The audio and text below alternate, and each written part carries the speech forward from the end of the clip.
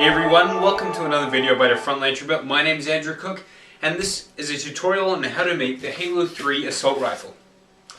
Now, for many of you that have been watching my videos, you really get stumped and confused on how I really come up with these really nice, immaculate designs. This is a tutorial, a three-stage tutorial on exactly how I do it. The first part, which is this one, will be covering materials, what I use, and where you can get them from and how much it will all cost in the end. The second is the development, so preparing to cut your gun, cutting it out of the foam, and third is painting. So I hope you guys really learn something from these tutorials, as it's pretty much all I can show you as the stages of what I do instead of posting them pictures of on a blog. So we'll get straight into it. As you can see behind me, pretty much those are all the materials that I use to make a gun. Now there's nothing expensive here, there's nothing a big machine will do, unlike many people on the 405th who might use laser cutters, because most of them do out of wood. I'm the only one who really kind of started making these kind of guns out of foam. The reason for me using foam rather than wood, it's cheaper, easier to use, and I use them for film props. Not many people on the 405th actually make films. They just wear it to go to cosplays, so I actually use it to make films, and they're nice, lightweight guns that you can carry around and transport nice and easily. To start off, the first question is, what do I use as a material? Foam. This is a object, material, whatever you want to call it, called Extruded Polystyrene. Now, don't get confused, it is not polystyrene, the white, bald thing you'll see on roads or highways or packaging. You get appliances in it. It's not that. This is styrofoam. Styrofoam is a home insulation material. It is one solid, thick block. Polystyrene is made of tiny little balls. Everyone knows what it is. You chip it out of the way and it makes this horrible, ghastly mess everywhere. So this is styrofoam. Where can you get it? This is the question that I have been asked hundreds and hundreds of times, and I cannot give a straight answer. Depending, say you're American, every state is different. You may have the stores that have these, or you may not.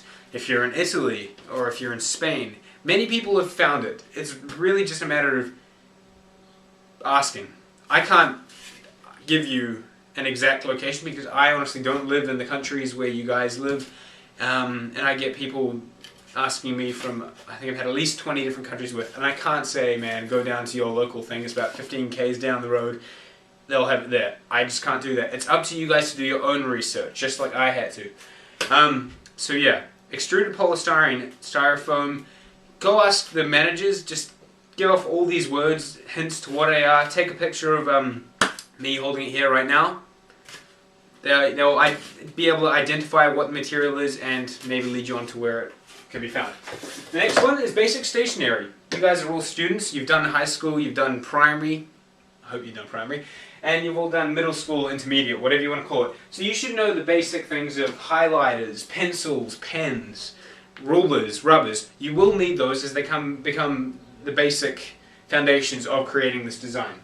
Now all that can be bought for about $10, maximum $20, which you will need. The foam, was maximum of 20 bucks. I use 40 millimeters, that's 4 centimeters thickness. That's a great thickness to cut through and use as an overall thickness for the weapons. Next is paint. I buy in bulk because I do a lot of weapons. I usually buy them in big solid tins like this, which I can get for about 20 bucks, of big black acrylic paint. I do not use spray paint. When you apply something that's acidic like a spray paint to foam, it will eat away and melt the surface, and you don't want to be spray painting something that you've just carved out nicely. It will ruin it completely. So don't ever use spray paint.